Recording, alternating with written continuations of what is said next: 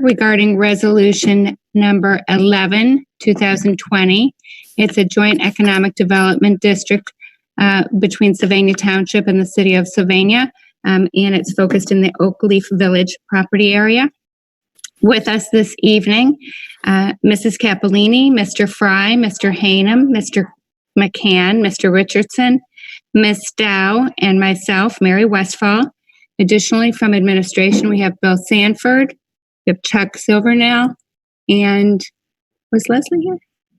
Oh, I couldn't see you over there. And Law Director Leslie Brining. We have one visitor in the audience, Joe Vercanis. Welcome. And with that, I would share with you also that Clerk of Council, Sharon Bucher, I believe, was on the call as well. I can't see her right now, but I believe there as well. So yes, I'm here. Great. So at this hearing, we will be welcoming public comment on the proposed resolution 11, 2020. Again, that allows the city of Sylvania to declare its intent to enter into an agreement with the Sylvania Township Board of Trustees to create a joint economic development district, or a JED, located in the unincorporated area of Sylvania Township. This JED will be in that Oak Leaf Village space. And I'm going to invite the law director to offer some additional information that may be of help regarding the JED and how we got to the point that we currently are, a little bit about the process. Thank you, Mary. When council passed the resolution of intent back in March, we kind of gave a little bit of an overview, so I'll just do it very briefly. And this is just a public hearing. The next step in the process is to formally approve and enter into establish the JED, which will likely be at the first meeting in June. It is for the Oak Leaf property, as Mrs. Westfall said. What a JED does, it requires the participation of both the city, the township, and the property owner. The property owner has consented and petitioned the township for the establishment of a JED. I've had a little bit of communication with some of the residents.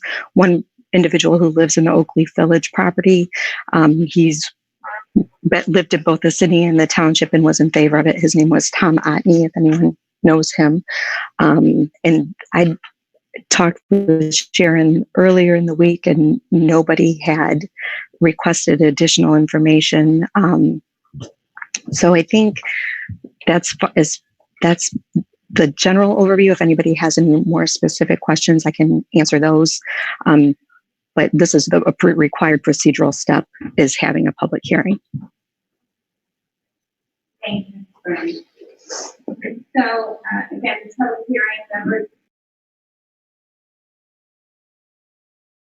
is available. And our process is that we open up to public comment, first asking for anyone in favor of this to speak, and next asking for anyone opposed to the JED to speak. And we only have one guest with us, so I don't know if you've got anything remarks you'd like to make, Mr. Buchanan. No. Okay. Perfect. He was in favor and he wasn't. I live in the township, so I really don't. Okay, that's great. Can I ask? Sure. But you know what? You would want to introduce yourself if you're going to ask a question, go on record and come up and give us your name and your address.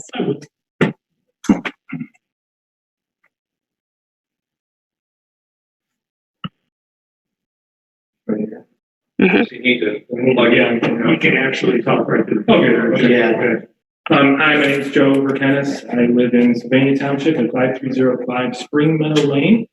We need to turn the microphone.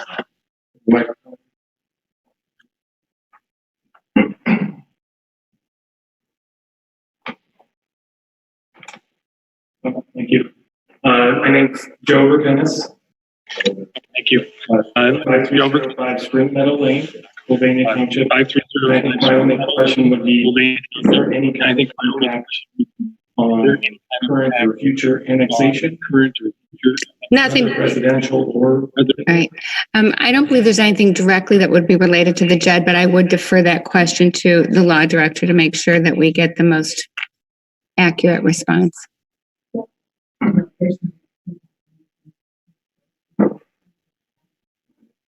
And there's no area discussion with township about agreements or anything, or any discussion do not do township about relation do not do.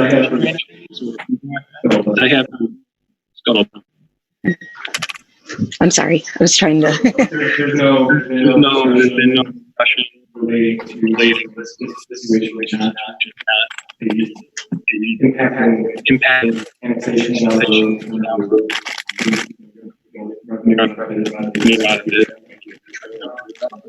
We have talked generally with the township about, I'm sorry. Sure, go ahead. Okay. No, you're fine. Go ahead.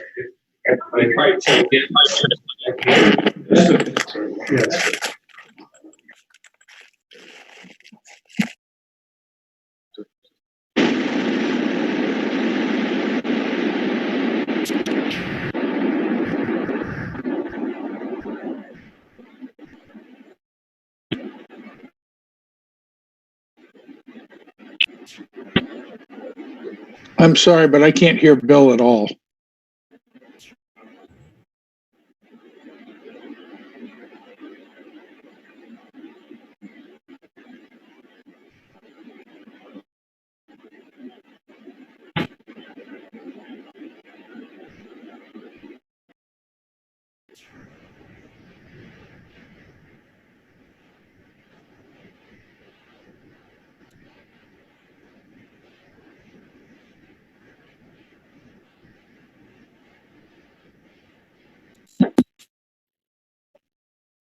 It's working now? Oh, so that was probably the problem. Sorry. I asked Joe, and Joe's question was about annexation discussion and with the Jets, and we've the city has shown interest in annexing certain properties in the township. In our discussions with the township, I think their interest came from, could we work on Jets going forward as maybe an alternative, but nothing's ever, it's just all been discussions and that so we have talked to the township officials and about how many Jets can we come together and work on. And there's other ones that we've talked about with them. This was the first one, and they brought this one. So it was their idea to bring this one, which really started the discussion about the possibility of having a Jet at this location.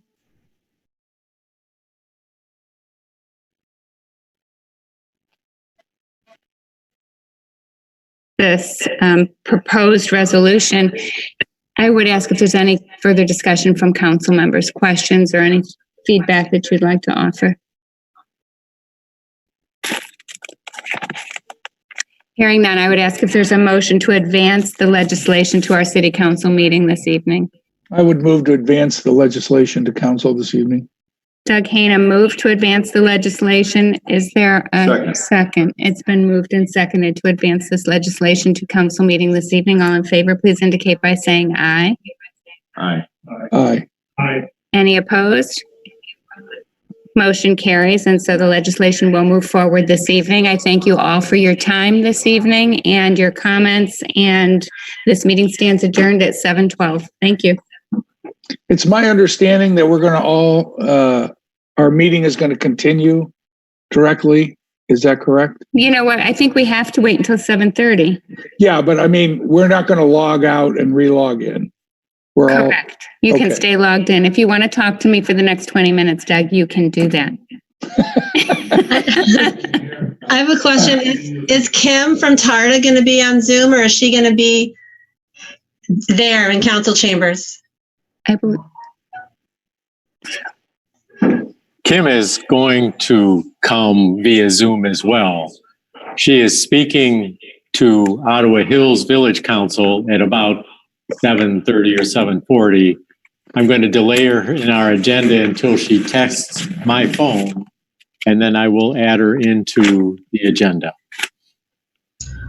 That's great. Thank you.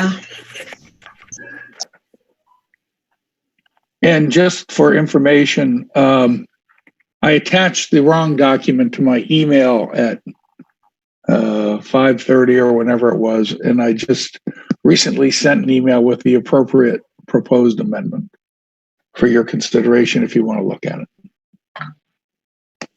Doug, have you shared that with Kim at TARDA? She know what you're asking? Because I'm not sure what the change really is. I have not shared it with Kim, and I don't want to get too far afield, but essentially what it is it modifies Section 2 to suggest that we are recommending that the matter go to before the voters. It does not involve an express endorsement of the matter. So it removes the endorsement, but recommends that we move it forward to vote of all Lucas County voters.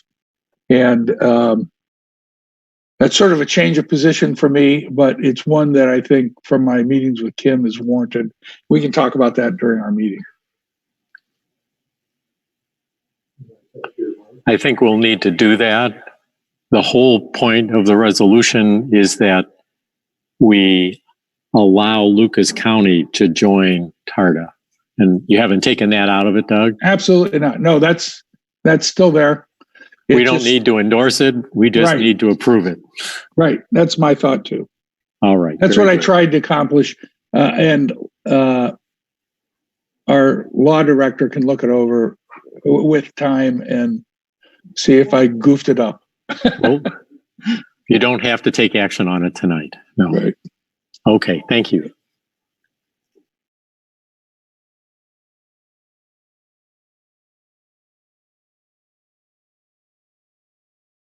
Yeah, I've got it.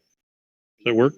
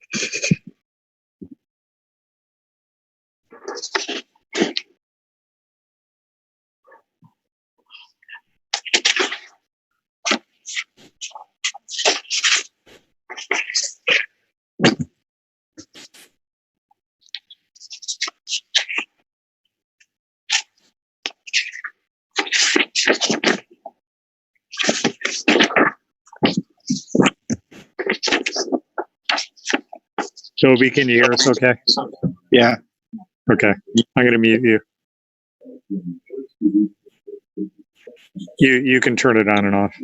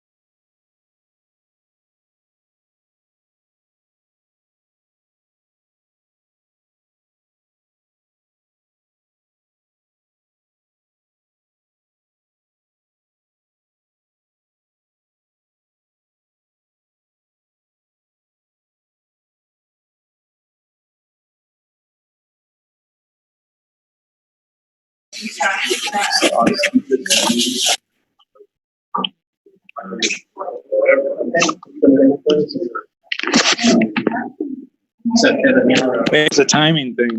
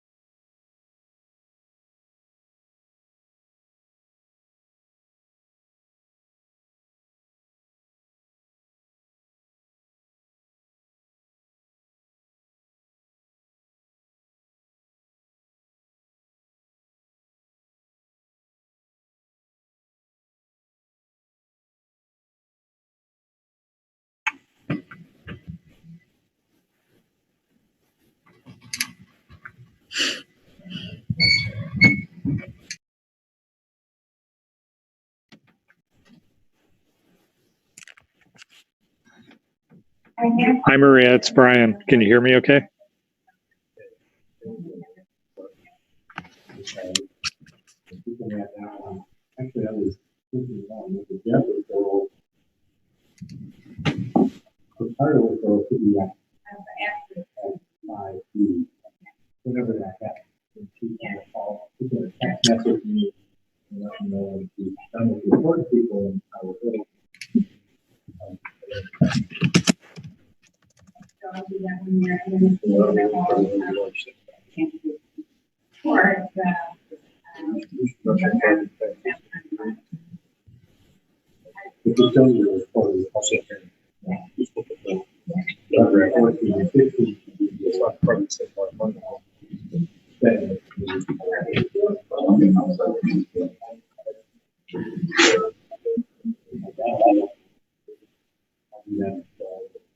Hi, Kevin. Can you hear us? Yes. Okay. Yep. You can hear me? Yes. Okay. And Chief, can you hear us okay?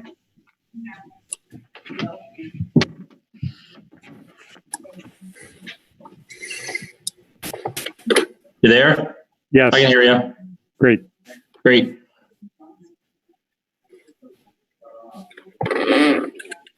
And Maria, one more time. Can you hear us?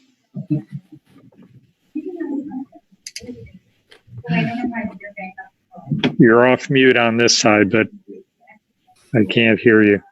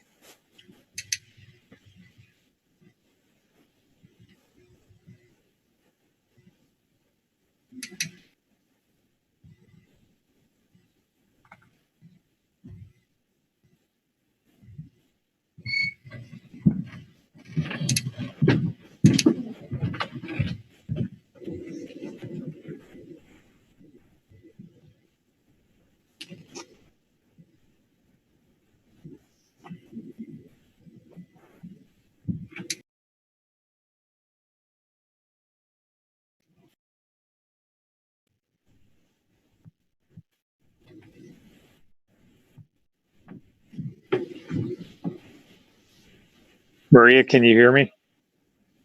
Are you speaking to me? Yes. So I'm using the last No, time I did this, it's working. it's actually Mary Morrison. Oh, Mary. Okay. Now I see you. Yeah, sorry. Maria and I were Zooming and it's a long story. All right. Thanks for joining. Sure.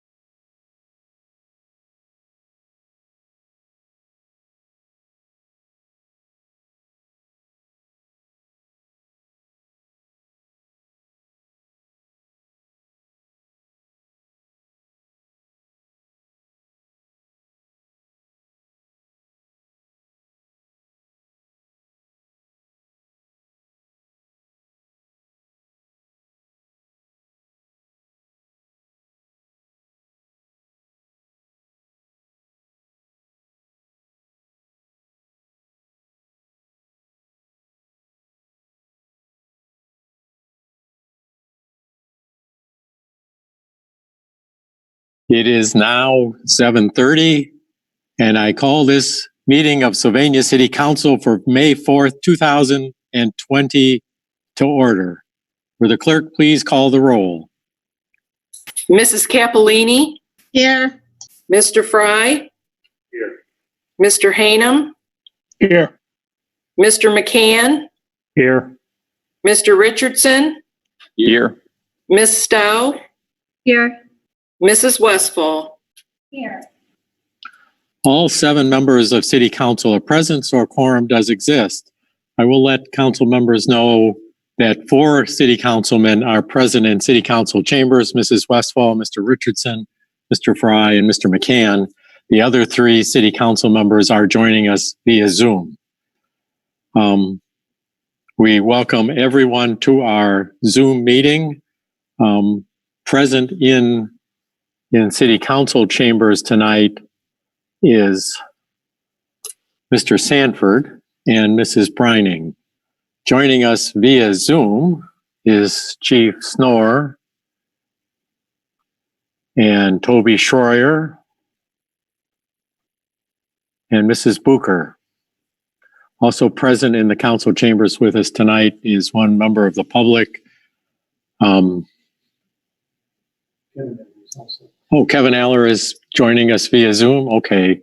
I'm sorry. Present with us in city council chambers tonight is Joe Verkenis. All right. Our council chambers are open to the public. They are not locked. At this point, I would invite Ms. Stow to lead us in the Pledge of Allegiance.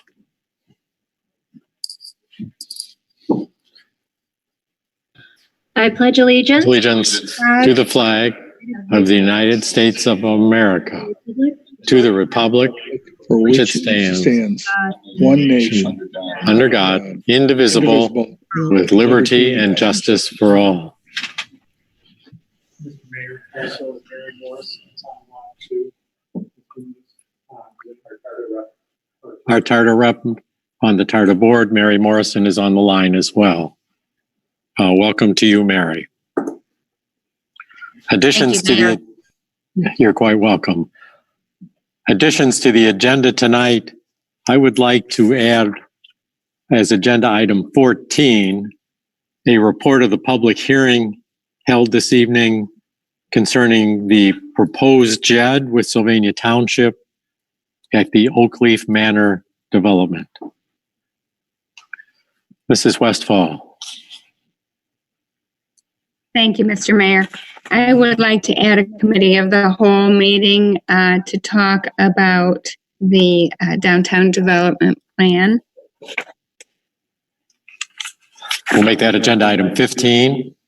And then also a committee of the whole meeting to talk about TARDA, wherever that lands in the agenda. All right, it is currently agenda item 5, and we will add to it C, a committee of the whole meeting.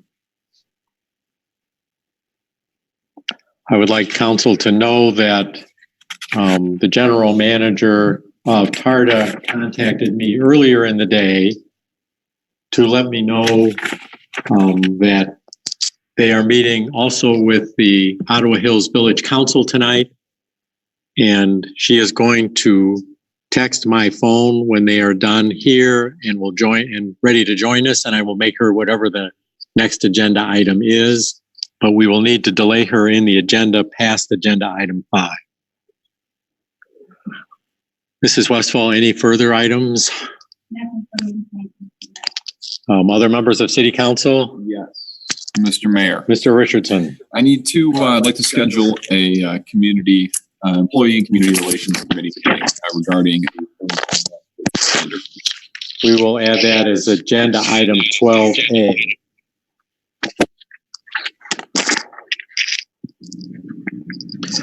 Any members of City Council?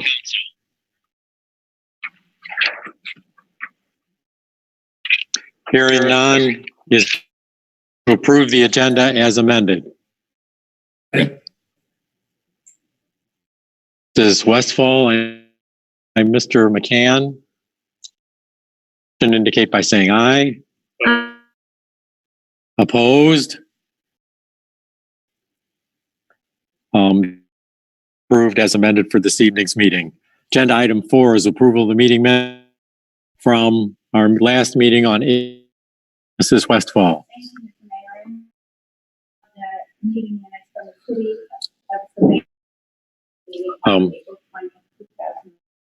This moved approval, but without her microphone on. Sorry, I forgot to unmute. I'm going to do it again.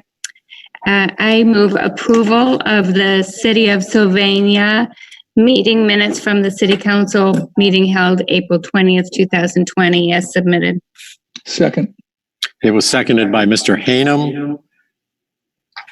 All in favor of approving the meeting minutes of April 20th, 2020 as submitted, indicate by saying aye. Aye. Aye. Aye. Opposed? Motion carries and those meeting minutes are approved. We're going to pass agenda item 5 on the agenda. We will come back to TARDA once I hear from the TARDA General Manager. So let's move on to our COVID-19 update. Last we had this was 2 weeks ago, and I gave you an update of where we've been. We continue to address the issues of COVID, and now we're beginning to take up the issue of bringing the city employment back up to full strength and change our schedules, and at some point unlock City Hall. That's a little bit farther down the road. Our financial situation is a little clearer now than it was before, and there are several decisions that we're going to have to make as we move forward. As you can see in the agenda, I have asked members of staff to give us an update tonight so they can tell you their latest particulars on what's going on in their departments of the city. And I'd like to start with Police Chief Snore.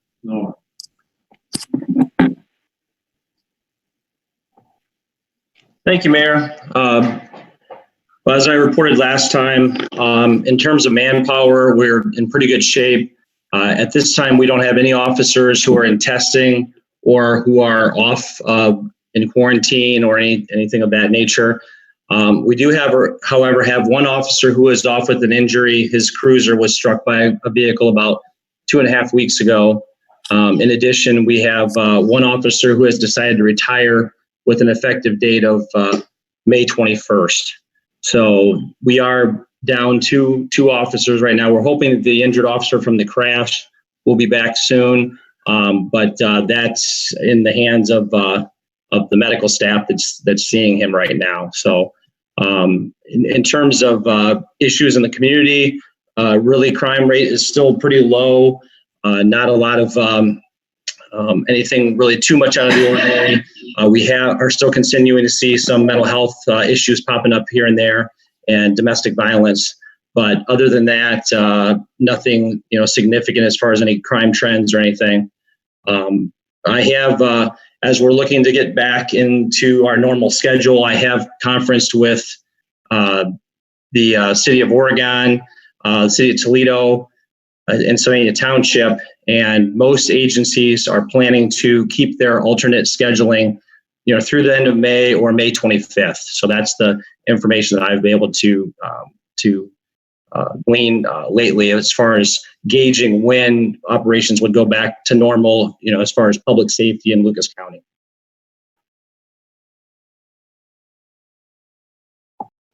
Thank you, Chief. Any questions for the Chief? All right, we appreciate the continuance of your services without any particular issues. You are on an alternate schedule right now, and we have asked you to consider going back to your regular schedule. You have not had to go to your emergency schedule of 12-hour shifts, I believe. So I think that's all positive. Yes. And we are glad that your officers have not been infected by the COVID. Thank you so much for that report. Thank you, Mayor. With that, I'd like to move on to Mr. Aller, who's going to give us an update of the service department and other safety issues. Mr. Aller.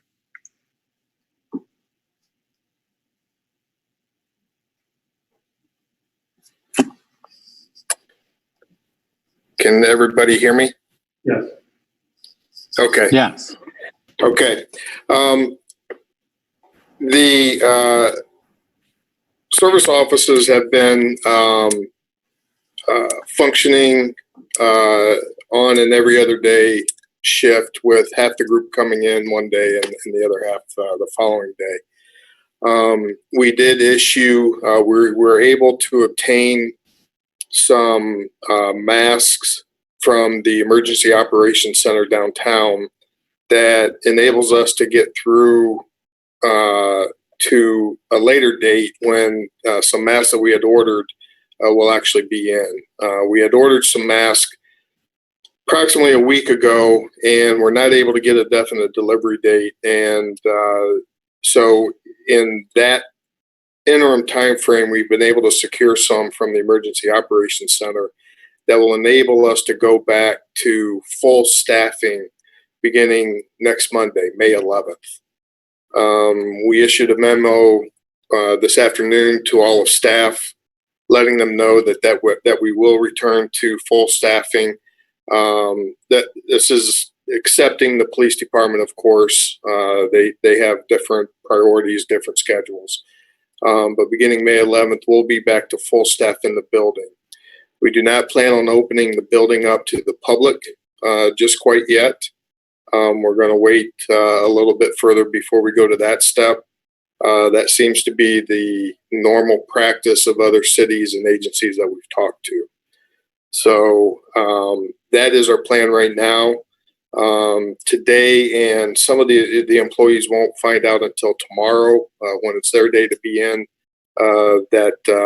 beginning next week we'll be at full staff. We do have an employee that at this stage we are treating it as an assumed positive for COVID-19. We were hoping to know today, but we didn't receive final word, so we're anticipate having the test results next year. The employee tomorrow. The employee was tested and with one of the newer test kits, and so the results we should get back pretty quickly. But tomorrow we should definitely find out if that is a positive. Then we have some additional protocol that we have to take with the employees that may have been in contact with him during the course of our normal workday. So that's where we stand right now. Mr. Aller, is this an office or a service personnel out in the field? It's a service personnel. Okay.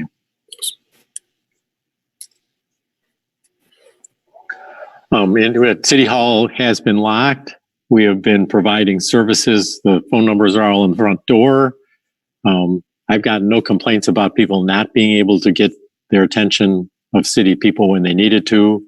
I know that the zoning department and probably the utility department is coming out of the building to sign up new water customers or to issue zoning permits. And that has been going fairly well. Our employees are far more comfortable with the doors locked, but that doesn't mean that they don't have access to city services or city answers. So that's the way we're going to go with that one. Yep. And as a part of when we do open up City Hall again, Mr. Aller has ordered some plexiglass shields to put up on a couple of our busier counters at the tax department and the utilities department. We don't have those yet either. That's another reason why we won't open up City Hall yet. Any questions for Mr. Aller?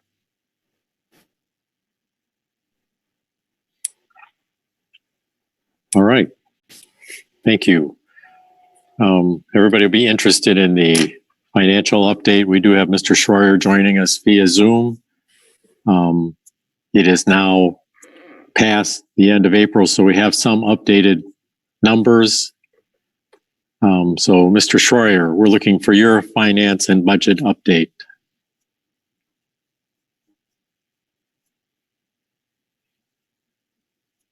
Hopefully everybody was able to receive my emails earlier today. As far as the income tax collections, it's separated in two different types. One is the income tax collections that typically you think of as when you file your income tax return and pay taxes that way. And obviously with the change of the date from April 15th to currently July 15th. We didn't see that big intake in this month or in April.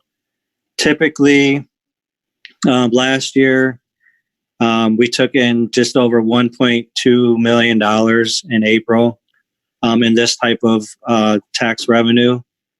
And in April of 2020, we essentially took in almost exactly $1 million less than that. We would expect to see that increase come through in July, but we'll keep an eye on that. The other type of income tax revenue is more relevant to the current situation we're in, is the payroll tax withholding. And remember, this is always a month behind. So the data that we receive, the money that we receive in April is through, for the monthly payers, it's for the month of March. And for the quarterly payers, it's for the first quarter of the year.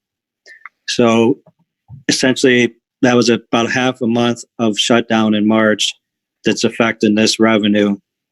In 2020, April, we received $737,000. In 2019, and this is apples to apples, we received almost $900,000. So you're looking at $160,000, or about 18% decrease from what we received last year in the payroll tax. And that's for a two weeks of March shutdown. So we could expect when we receive this money in May for the full month of April that was shut down, we should see a larger dollar amount decrease going forward until we get started back up. As far as the gas tax, that also is lags a month behind. In the first 3 months of 2020, we averaged receiving about $82,000 a month. In April, we received $74,000, so about $8,000 difference. And again, that is for the month of March. So that includes a two-week shutdown. As far as Mr. Fry asked the question about the healthcare, we are fully insured for dental, which means that we just pay a premium and they take care of the cost of the services. So that will have really minimal or no effect on us going forward. Health insurance is the big one, and we are self-insured, which means we do not pay any premium. We just pay the cost of the service. It's still pretty early because that also lags sometimes multiple weeks behind. But typically, in the first 3 months, we had a cost of about $95,000 a month for medical cost. And I know Vince let me know today that the last week, not month, but the last week was under $10,000 total, which is the first time we've ever been under $10,000. So if you take that out for 4 weeks, you're looking at $40,000 a month instead of the $95,000.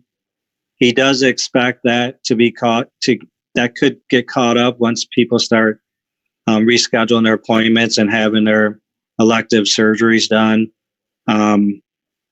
We'll probably see some benefit from it long term, over the course of the year, but I suspect a lot of it will be caught up going forward when everyone starts getting back into seeing their doctors.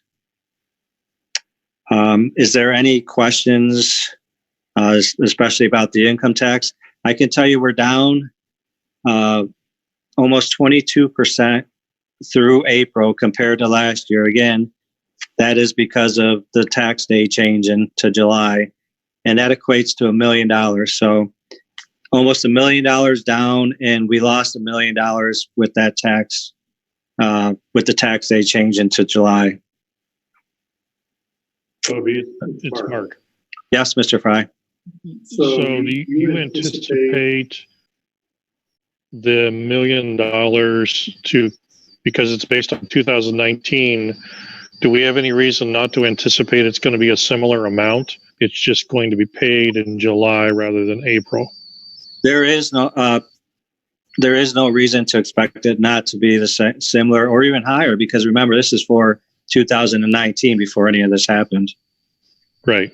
So no, I'm not expecting there to be any significant drop in that dollar amount come July. Our tax commissioner has indicated that there's a possibility that we may have more taxpayers not able to pay their tax. She's concerned with property taxes also being due in July, that could cause some issues, but we'll look at that when it comes here. I do have another comment on that one, in that Sure. It's not just you're paying the taxes for last year by April 15th. You would have also been paying your estimated taxes for the coming year. And taxes should be a little bit more for last year than they were the previous year. But people may roll back on their estimated taxes if they're closed or having other businesses reduced. So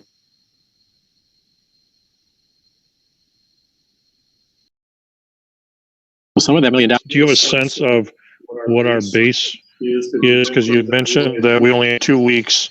We had the 160 grand, if I recall, or 180 grand worth of reduction. You expect that to effectively double then for the month of April, since we're on a lag? That's what I would suspect. Yeah, it'll be close to that. Yeah, because the whole month of April we've been it was shut down. So again, we'll know for sure at the end of May. But yeah, I suspect that number will probably double. Yes. Toby? Yep. Is there any significant impact of, as far as interest goes, like getting that $1 million 3 months later than we had anticipated? Is there any effect to the bottom line on that? There is not, especially now. Our income interest rates obviously have dropped significantly in the last couple of months. So there's nothing significant about receiving that money early. No. Cool. Toby, we obviously are seeing a drop in revenue. Mm-hmm. We do have what it affects our saving account or rainy day funds available. And at this time, do you feel any action is necessary as a result of the information that's in? I do not. I think it's a good sign that the governor is slowly opening things up. Seemed like today he indicated that the restaurants would be open up sooner than what we thought they would, even this month. So obviously those things can change, but as long as we continue to open up, I don't think so. We will obviously monitor everything. Just like anytime somebody leaves employment with the city, we always look to see if that, what's appropriate going forward. That doesn't change. We do that no matter if there's a crisis going on or not. This would need to be a prolonged situation, the closures, for us to be making significant changes immediately. Obviously, even when things open up, it's going to lag. The numbers are going to be down a little bit, but we do have $4 million operational rainy day fund and $10 million capital fund. So I would not recommend it at this point. No. Any questions for Mr. Schroyer?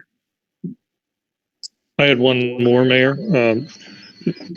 Toby, you had mentioned about the dental insurance. Is there any chance or opportunity for us to go back to the dental insurer and ask for a rebate or a refund based upon the changes? I mean, we're talking about a couple of months here.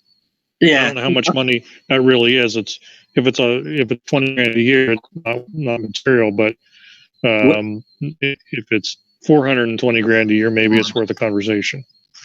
Where that will come into play is upon our renewal. It's not something where they issue rebates or refunds. But we have a 2-year right now where we started a 2-year rate guarantee. But obviously, if your claims, if they're high, you're going to get probably an increase when it comes time to renew. If we don't have any, if our claims are lower than what they expected, then we would expect that going forward that our rates, when I say rates, I mean the premiums that we pay, should decline once we get into the new period after the 2 years. But I certainly, I've not heard of Delta Dental doing refunds or rebates, but I'll certainly talk with Vince about that. He did get your email, so he was aware of your question. He didn't suggest that that's something they would do, but I will confirm with him that that's not on the table right now. What he said to me was that it'll come into play come renewal time.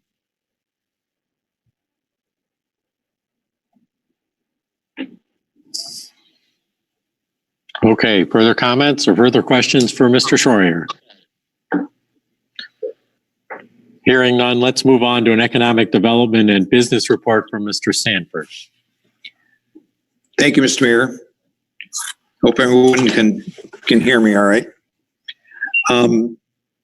Just a couple quick things. I remain on the Chamber's Business Restoration Committee, and you may be seeing in the next few days green signs that the Chamber's putting out that particular establishment is meeting all the requirements to open up again. So that was one thing that the Chamber wanted to do for showing confidence for people to enter the store, because they're showing that they're complying with what is requested of them.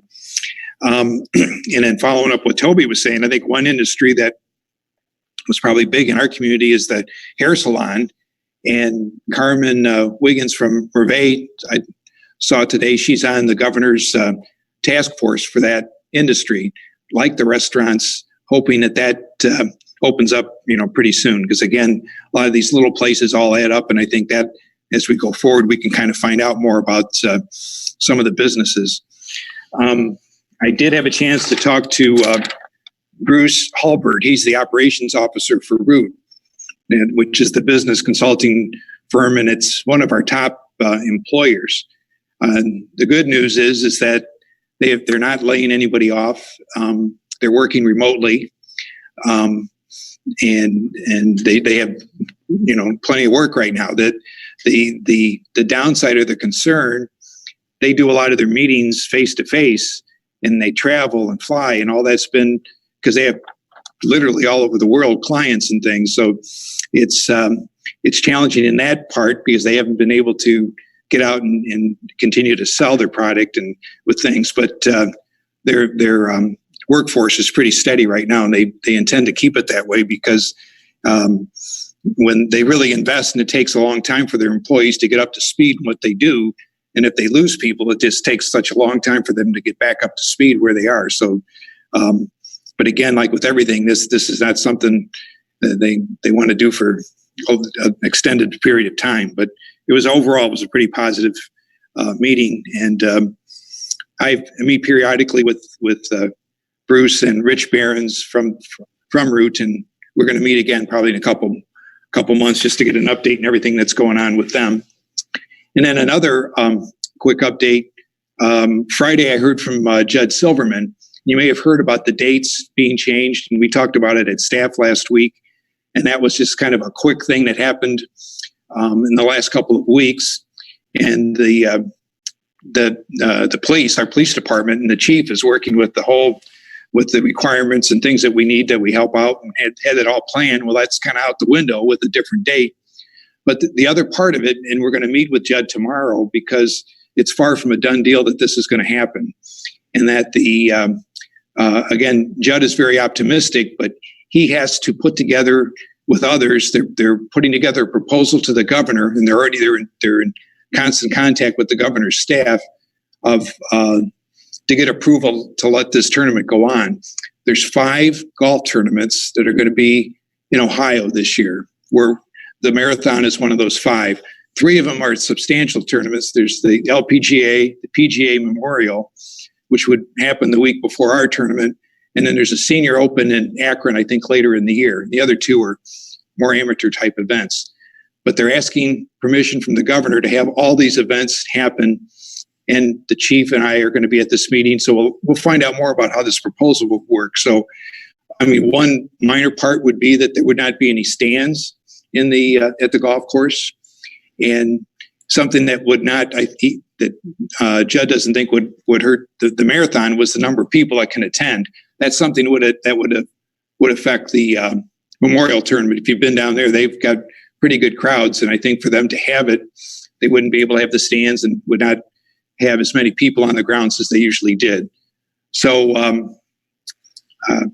I'm generally optimistic. So I'm hoping that they can convince the governor to go ahead and have this, and we should know in a few weeks. Just that's why we're meeting so quick with Judd tomorrow. So as soon as I hear more, I'll definitely let everybody know what happens with that. I don't know if there's any questions.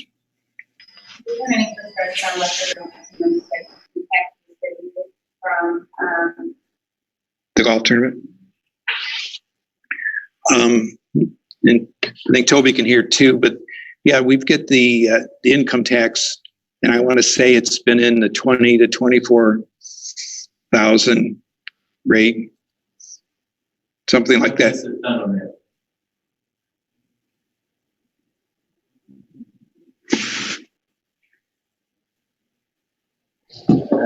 No.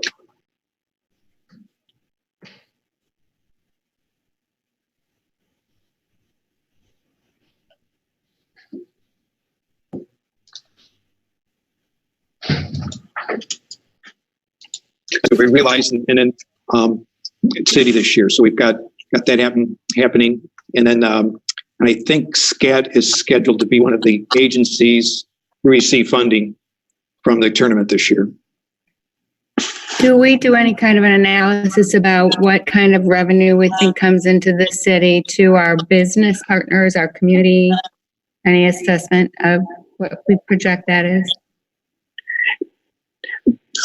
That's hard to say just for our the community here in Sylvania. They have a general one for the entire Northwest Ohio, and it's pretty substantial. That I forget the exact number that they use, but it's in the millions that it has an impact on the entire area. So yeah, it'd be a blow to Northwest Ohio if we didn't have it. Bill, have you had a chance to talk to Lords and find out what their status is and what they're anticipating in regard? I'm sorry, Mark, did you say Lords? I have not. I've not heard directly, but that's one I'm going to be following up with and kind of find out what their plans are for next fall. And I know that that's a question with a lot of universities right now. And have you had a chance to talk to ProMedica again since a couple weeks ago? No, I haven't gotten an update, from them other than just, I think what everybody saw in the news. It was good that they were allowed to open up and do some more of these procedures and some of the things that they were not allowing.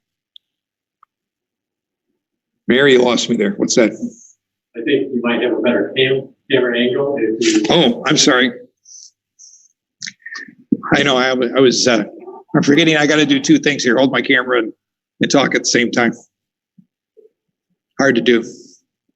But no, I will try to find out more with what they're coming in. And it's something that as we get into at least one more month that with Toby's help, we can look at where it's coming from the different areas, and that'll give us an idea from what industries and what areas, who's doing well and who's not, and kind of predict then how that's going to go for the rest of the year.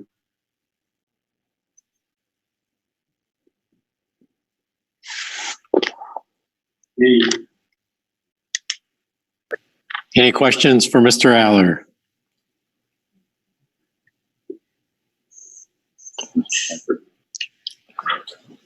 I'm sorry, Mr. Sanford.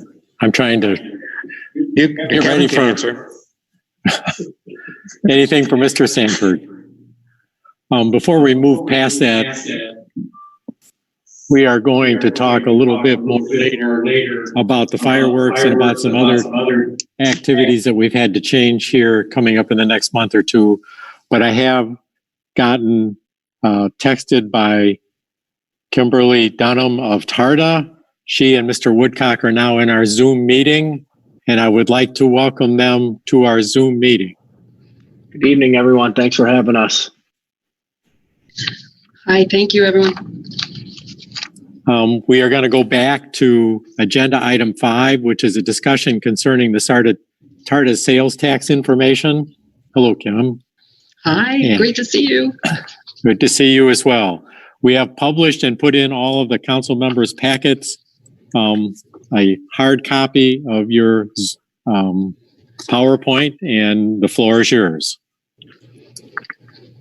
Danny's going to pass in. Dan? Or Danny, okay. Yeah. Is there any chance I can project this? You should be able to share your screen. Yep, perfect. No problem. Let me make sure I have this up. There it is. Kim, and just give me a nod when you want me to change your slide. There we go. How's that, everyone? There it is. Great. So first off, thank you for your time this evening. My name is Daniel Woodcock. I am the president of the TARDA Board of Trustees. And obviously, Kim Dunham's with me here too. She is the industry expert on this. That's why we brought her in. I'm going to give us a real brief overview of TARDA, where we're at, and then I'm going to hand it off to her to talk about where we're going to go from here. So the topics, just like I went through, we're going to talk about the agency and then a framework for how we can make this what it needs to be. Right now, we do 2.5 million trips a year. We employ over 300 people and have a 13-member board. Of those 191 revenue vehicles that are listed, more than half of them are past their useful life and need to be replaced. And Kim's going to talk a bit more about that. But we're really proud of our paratransit, the Call Ride, and our school service programs. Talking about ridership, the majority of our rides are workforce related, followed closely by student trips, job seekers, people with disabilities, senior citizens, and the next generation of Toledoans like myself who don't want to worry about the cost and the hassle of owning and storing a vehicle. And a lot of us consider that when we're relocating after college. So a new framework for our agency. We'll talk about the crossroads we're in now, the operations, our fix-it-first mindset, the future, and the funding. So regional resilience. I don't need to tell everyone the wonderful renaissance that our area is going through. I mean, whether it's business or arts or nightlife, you see all around us this energy, this vibrancy that previously may have been absent. And a big part of that, we think, is TARDA. Through public health and workforce, quality of life, sustainability initiatives, we continue to impact our regional resilience. And just a small anecdote on that, during this COVID crisis, we still serve 1,400 riders a day, 1,400 riders, 300 employees, and a number of first implementations for the state and nationwide to protect our workers and our ridership as well that Kim's going to talk about. But if that isn't resilience, I don't know what is. So we recently completed an economic impact study with the help from the Toledo Regional Chamber of Commerce and the Bowling Green State University Center for Regional Development. They're actually going to come in next time around and present a condensed version of that and some of the quantitative and qualitative analysis that went into it. But the big takeaway was the $52 million in annual output into the regional economy from our operations and from capital expenditures. So we asked them to give us an ROI on that. And the ROI was for every $1 invested in public transportation, $4 was reaped in economic return. New leadership is key and essential to TARDA, and it starts at the top. I've been here for 2 years. I've been in my role as president of the board for 4 months. I come from a business background. I used to advise companies at the University of Toledo Launchpad Incubation, and I currently serve on the Toledo Regional Chamber of Commerce. But more importantly was some industry expertise and some experience reviving struggling agencies from inside. And that's where we met Kim Dunham on this job search. We were really impressed with her ability to implement new technologies and to pivot her agency in New Haven. So here I'm going to turn it over to her and let her talk about some of the industry expertise that she brings to our team. Thanks so much, Danny, and good evening to all of you. As I had indicated when I met with council earlier this year, I'm very excited to have the opportunity to lead TARDA into the future. I appreciate the support of our board of directors, our staff, our community that overwhelmingly supported our property tax renewal last week, and of course, all of you. Our community, customers, and businesses deserve an exceptional public transit system. Under new leadership driven to excellence and with a bold vision for the future, I'm confident we will succeed. These are just some examples of progress that has already occurred since my arrival. The hub project is on hold. We've declined the autonomous vehicle project. We work to repurpose federal funds to shore up our financial stability. We're paying vendors in a timely manner. We repaired relationships with key community stakeholders and are beginning to expand the expertise and technical capacity of our executive team. We'll touch on COVID and funding later. Next slide, Danny. So what needs to change? Let's talk about operations first. TARDA needs a complete transformation, and these are the key strategic areas that require our attention. We're working hard to build a best-in-class team that can lead a modern and sophisticated 21st century multimodal transportation system and drive our success. And I mean our collective success. Great thought has already been put in this region into connections that move people and freight, including rail, harbor, roads, bike, and pedestrian. We need to remember in the planning process that public transit is an industry, not an afterthought. We will need creative and critical thinkers on our team who embrace change and challenges, and who also have experience in bus system redesign, technology deployment, and customer service-driven focus. As an example, Laura Kaprowski joined our team last week as Chief Communications and Customer Experience Officer. Let me say that again, Chief Communications and Customer Experience Officer. The title alone should give you an idea of my vision for organizational restructure and our priorities. Add to that Laura's experience at COTA in Columbus and as Executive Director of Ohio Public Transportation Association. Our industry is watching what's happening here in Toledo, and I expect we will attract many more industry leaders to embark on our transformational journey. Next slide, Danny. An example of bold and decisive leadership during my tenure has been our agency's lead role in the industry during COVID-19. We were the very first Ohio public transit system to enact many of these policies on the slide to protect our drivers and riders, and we were well ahead of most of our national peers as well. So what do we need to do? We need to fix it first. We submitted a $30 million competitive grant application to replace buses last month. Of the 191 revenue vehicles Danny spoke of earlier, 142 have exceeded their useful life. This is completely unacceptable and does not meet the caliber of our customer service delivery expectations. We received 23 letters of support from federal, state, and local officials, business leaders, and community partners. Ohio DOT committed $7.5 million in toll revenue credits, having been briefed by me on the situation at TARDA. I'd like to thank this entity because you are one of the 23 groups that wrote us a letter of support. And I feel very strongly that support of the federal government giving TARDA $30 million to buy buses equates to support of our future success. Whatever decisions we make about the future design of TARDA will be made with the input of a broad group of stakeholders in the community. This process should not occur in a vacuum inside this agency, but must be inclusive to be successful. Now, where do we go from here? There are so many ways we can improve our system, and we're going to explore all of them. We need to completely reimagine TARDA, improve operational efficiencies, build a mobility ecosystem, focus on exceptional customer service, deploy advanced technologies, and increase value in our communities. And I realize there's a lot visually going on this slide here, but I assure you that it is absolutely all doable. From a timing standpoint, we're assessing our current situation and preparing the framework to build our team. prioritize technology projects, repair and replace our infrastructure, solicit community input, and seek new funding that is desperately needed to improve our service and support our bold vision for the future. Our top priorities are to reinstate Sunday, late night and early morning service as soon as we are able, expand paratransit and on-demand service areas, and enhance service to major employment centers. Future phases of TARTA service enhancement will include more frequent service on high-demand corridors, circulator routes, and the return of additional service for major downtown and regional events, such as the Mud Hens and Walleye Games. Now let's talk about funding.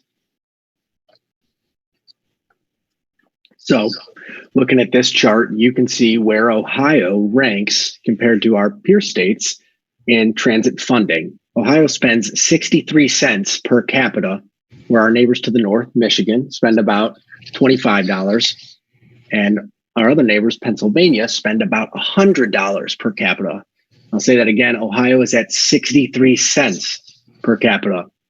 I'd like to mention that Kim and I, in her first month here, had some really productive meetings down at the State House with our elected officials on this exact issue, with the help of Laura Kaprowski while she was in her tenure as executive director at Opta. So we're getting the ball rolling here, but this is, in my opinion, we can do better. So currently we're funded by two property taxes, and looking at the trend data here, you can see how property taxes can be unreliable. We're the only large agency in the state of Ohio that operates on this funding structure. Kim? So building on the state funding situation and declining property tax points that Danny just shared with you, we have another challenge that must be corrected. TARTA's been using federal capital funds to augment the operating budget for years. Our future funding model must include a decreased reliance on this federal funding for operations so that we can properly invest in our assets. With proper allocation of these funds and aggressive, competitive grant application strategies, TARTA will be positioned to provide best-in-class service in our community. Local funding trends in Ohio reflect the sales tax model in major urban centers, as it is considered a more progressive and equitable model.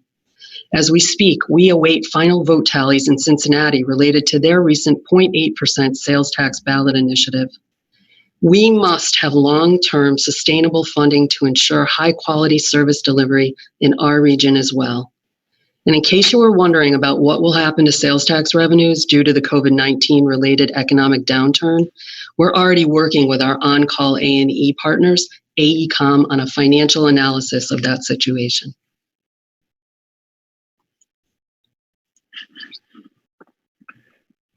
So this is where we need your help. We need to get this question out to the voters. First off, we need to add Lucas County as a member of TARTA. We need to be able to expand our service area. We need to restructure our board.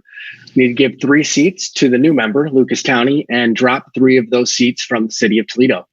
And then we need to go to the ballot and ask the citizens if they would like to eliminate the 2 property taxes that currently fund our public transportation in our area and adopt the model that the other great cities in Ohio have adopted and spread that tax base out with a sales tax. We'll allocate these monies to TARTA operations and allocate money to each member municipality for infrastructure projects. That is our vision for public transportation in our region. This is our way of replacing an antiquated agency, and this is our opportunity to plan for the future with your help. We'd love to answer any questions, comments, concerns you might have now, and sincerely appreciate you giving us some time this evening. Thank you for that presentation. Questions from members of City Council? Mr. Mayor, I maybe should know this, but if you stated I've missed, has anybody else voted on this yet?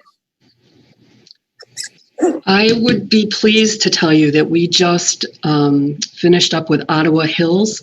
We presented the same PowerPoint, and they graciously voted to waive their 3 hearings, and they just voted and approved the resolution that was proposed. Thanks, Kim. You're welcome. And that's your first one? That's the first one. You're the second. Okay. Other questions from members of council? Mr. Mayor. Mr. Mayor. Mr. Hanem. Kim and I have spent some time talking about TARTA, and I've been a pretty vocal skeptic. I've been very impressed with what seems to be a new direction with TARTA and with the leadership. And while I don't think that we're quite ready to vote on this tonight, I think we ought to give our community an opportunity to address us about their thoughts on this. I am inclined to support sending this to the voters throughout Lucas County. I did share with council a minor amendment to section 2 of the proposed resolution, which is in our packet tonight.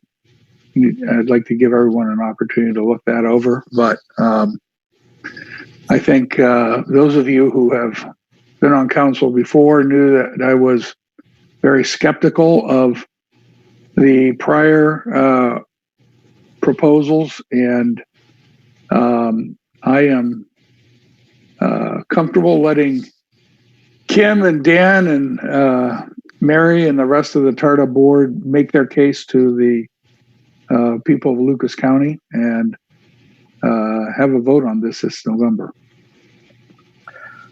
Doug, you probably ought to tell us about the revisions you're proposing to the resolution in front of us. Yeah, the revision is simply, I think paragraph 2, the way it's drafted is a specific endorsement of the measure, and what I have proposed is not a specific endorsement, but an agreement to still allow Lucas County to join, and a recognition of allowing this to go to the voters directly. The language that you're objecting to is the first sentence of section 2, where it says the council of the city of Sylvania hereby consents to and approves of replacing TARTA's existing 2.5 mills. Right. We have a policy in place about endorsement of levies and so forth that I think we may want to consider down the line, but I understand the interest in moving forward with making it clear that we are not going to stand in the way of getting this issue before the voters this November. And I will tell you that I've had discussions with a number of others in our community and about my current view on this.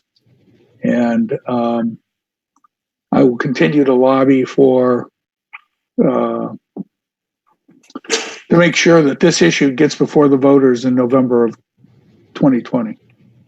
So what you're doing is going to change the language to say we approve of replacing it to we approve of placing it on the ballot for the voters to decide. Is that correct? Correct. That's correct. And you are not contesting the addition of Lucas County as a TARTA board member?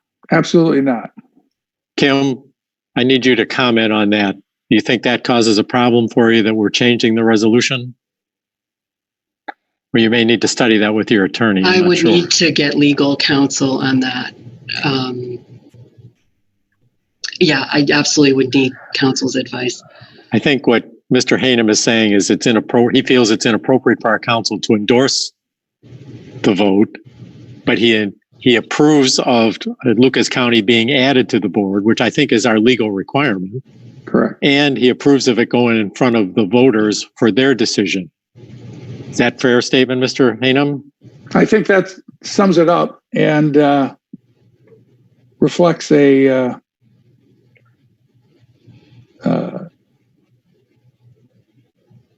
a significant change in my position. It certainly does, yes. About this, and reflects my respect for the new leadership of TARTA. Very good. Thank you, Mr. Hanem. Kim, we can have our law director talk to your attorney more, but it is my understanding from the past that our main requirement was that we allow Lucas County to join TARDA before this could go in front of the voters. As long as the resolution says that, I hope that we're all right. I believe it's City Council's intention, and we'll have to go to Mrs. Westfall for this, to refer this to a committee of the whole. And it sounded, Mr. Hanem, like you wanted to invite the public to that committee of the whole to receive their input. I'm sorry, Mr. Mayor. I think it'd be appropriate to allow to allow the public an opportunity to comment on this.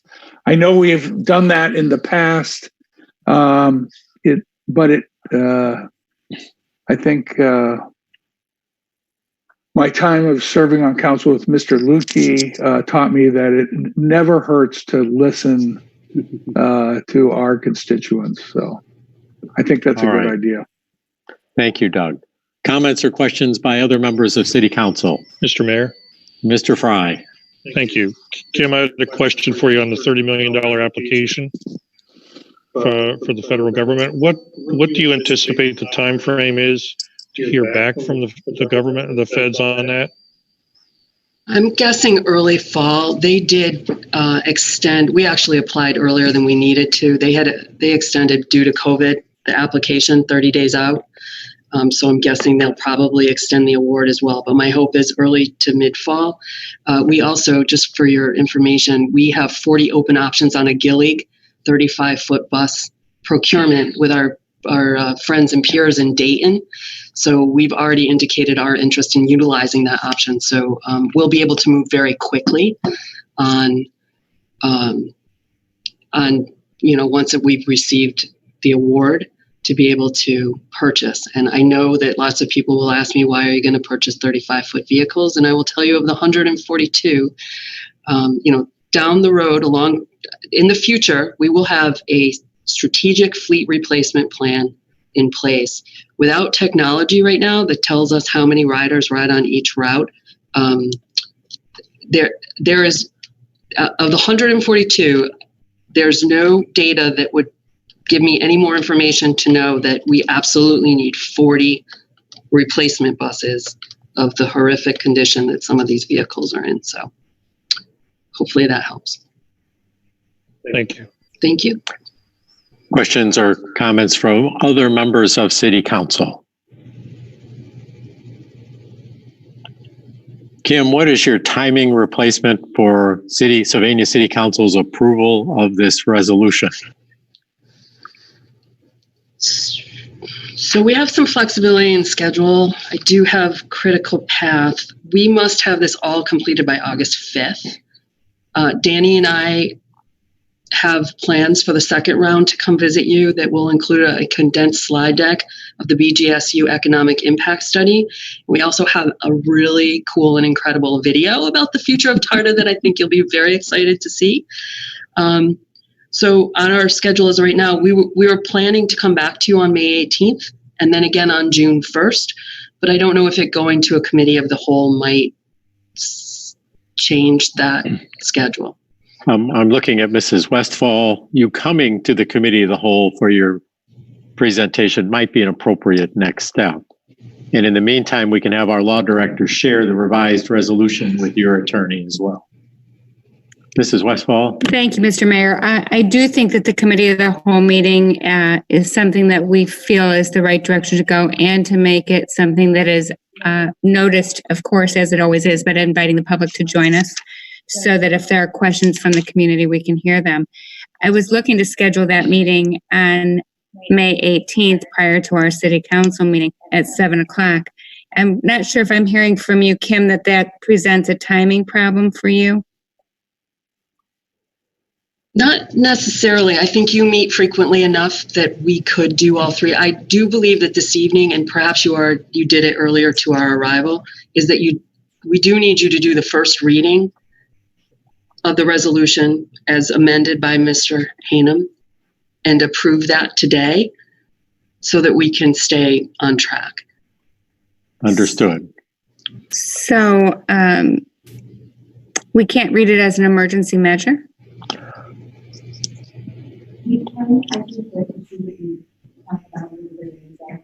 I believe you can. Ottawa Hills just did. Yes. And that's why we built the emergency language in. Yeah, sorry about that. I think the issue before it requires a supermajority to pass something as an emergency, and before we're not sure that we would necessarily have those votes. As long as we pass it prior to August 5th, we can do it as an emergency or take 3 readings at 3 separate meetings. Just has to be completed prior to August 5th. I'll just say that my hope here is that we could have a 7-0 vote on this either on May 18th or June 1st. And that's the purpose of my amendment. Of course, I don't think there's any problem ever with doing a first reading just as a precautionary measure. So if that's what Kim feels comfortable with, unless there's an objection from the mayor or from council, I feel comfortable to move forward with that first reading.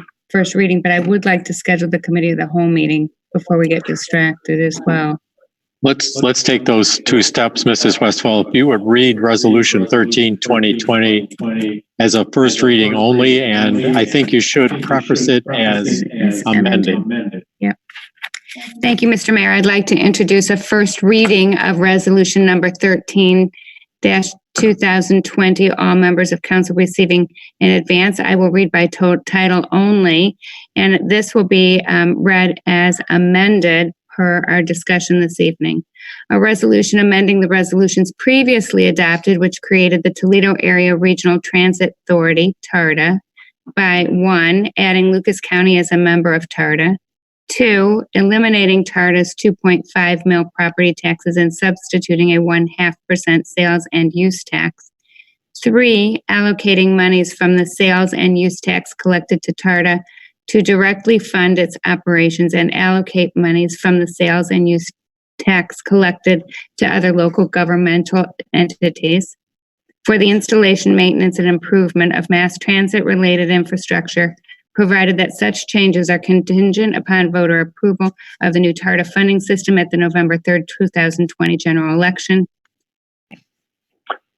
That constitutes a first reading for this evening. Thank you. Thank you. Would you like to now schedule that committee of the whole meeting for 2 weeks from tonight? I would like to do that, and I think that a half an hour would be enough time for that, so I'd like to propose. Well, let's make sure. Kim, how long of a presentation would you have? No more than a half an hour. Probably 15 minutes between the PowerPoint and the video. All right, then 7 o'clock sounds fine. So does that work for council members?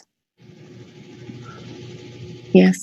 So Anyone opposed, say so. I would make a motion that we have a committee of the whole meeting scheduled for Monday, May 18th at 7 p.m. for the discussion of Resolution 13, 2020 and a presentation from TARTA. Second.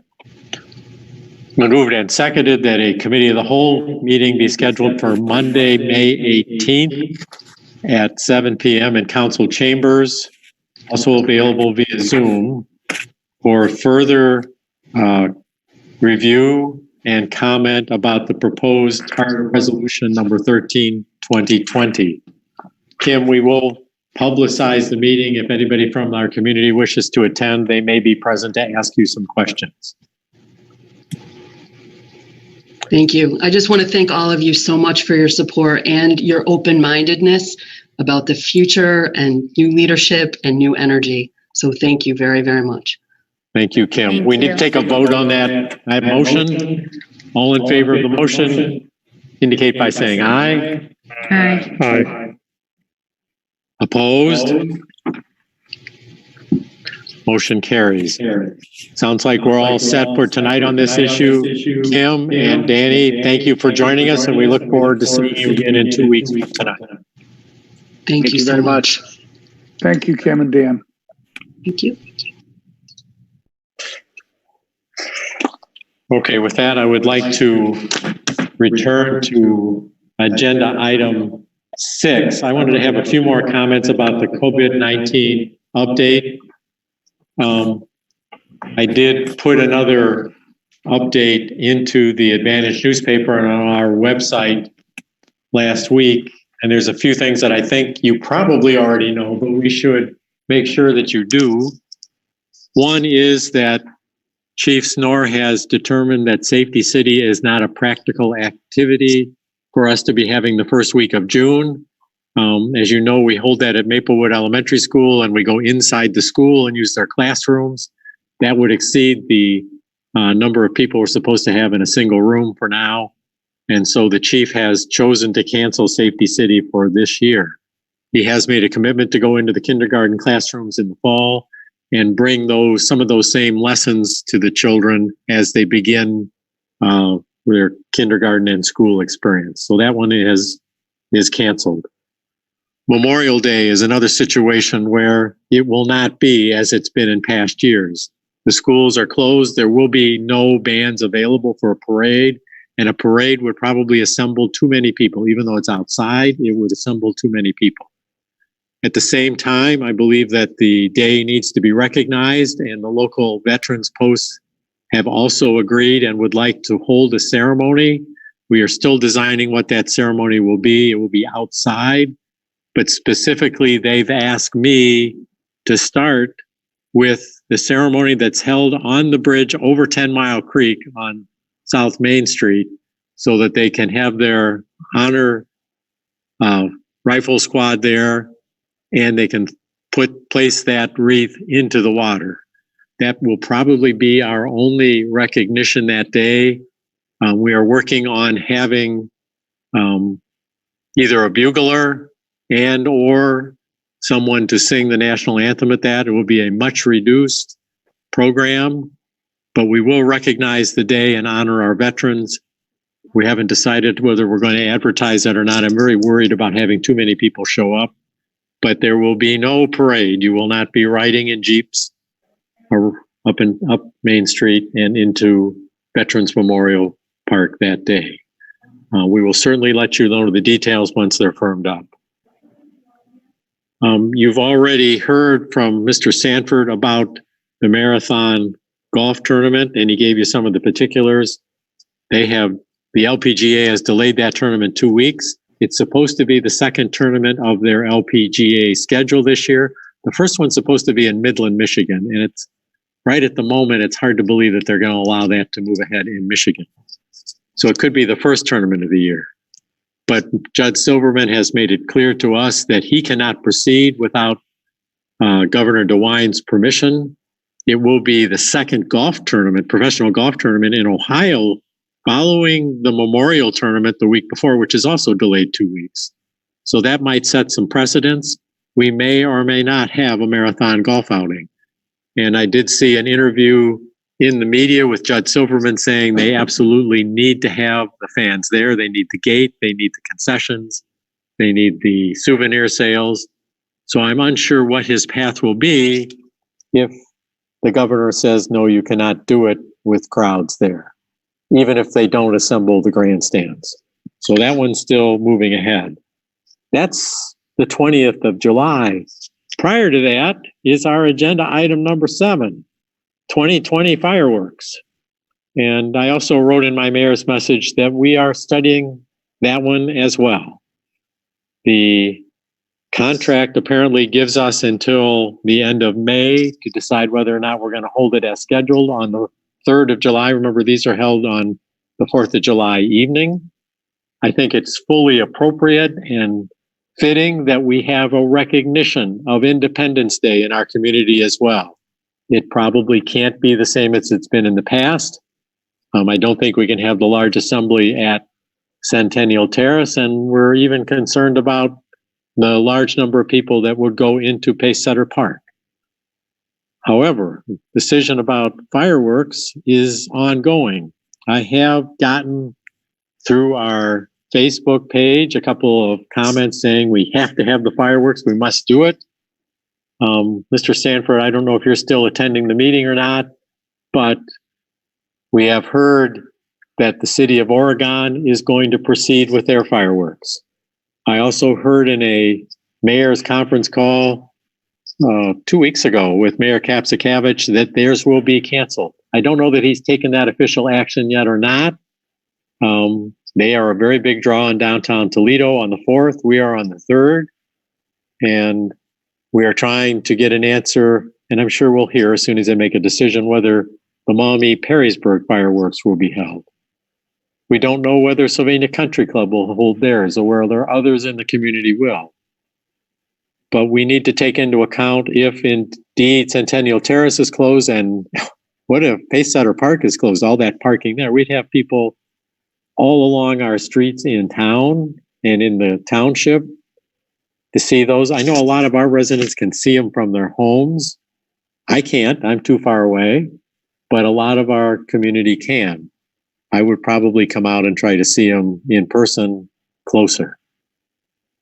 We have till the end of the month to make this decision, and I'm going to turn the discussion and the chair over to Mr. Fry. He's our fireworks chairman. So I've said a lot, Mr. Fry, but you're in charge more than I am. So go right ahead. Thank you, Mr. Mayor. Well, you pretty much covered, we did have a conference call between the township, Mr. Sanford, myself, and Mike McMahon from Sagard to discuss where we were standing in that regard. And one of the things that was under conversation or debate, if you will, is what we do with Pacesetter. The question becomes, because typically, because I've never seen the fireworks from Pacesetter, what typically occurs is people park their cars, they get out, they walk over to the grass area, they put out blankets and stuff, and they have a small party there with their family and friends, and they have, you know, different activities and the like going on. That's one of the things that's a little bit up in the air. Centennial Terrace, if you've ever been there, that seems to me to be very problematic with 6-foot distancing.